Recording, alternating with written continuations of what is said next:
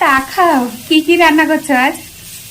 এখন ভোলা মাছের ঝাল করছি সর্ষে বাটা দিয়ে। আর আর কিছু রান্না হয়ে গেছে, যেমন করেছি, আর চচ্চড়ি মতো একটা তরকারি করেছি, আর মুসুরির ডাল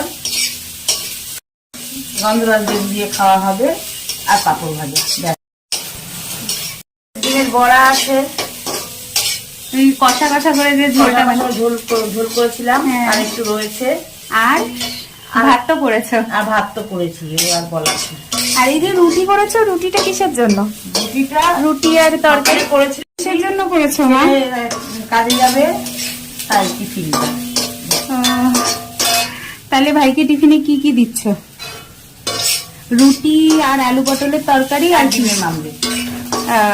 তো মা ডিমের অমলেটের কথা বলছে গাইস।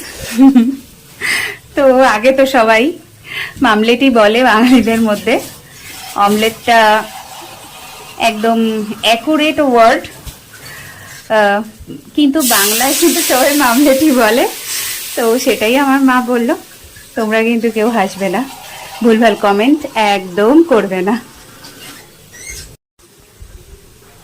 তো দেখো ঝোল দিচ্ছে মা। আচ্ছা চলো, তো আজকে তো দেখো বেশ সুন্দর বড় বড় সাইজের পৌয়া ভোলা, এগুলো কিন্তু পৌয়া ভোলা খুব ভালো খেতে হয়। আর দেখো কত সর্ষে পিসাই করছে।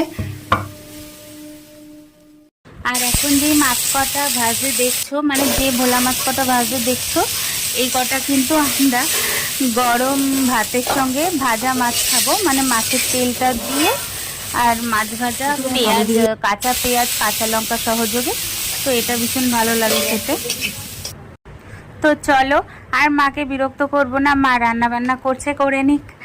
তো আমিও আমার অন্যান্য সব পারপাসের দিকে এবার খেয়াল করি।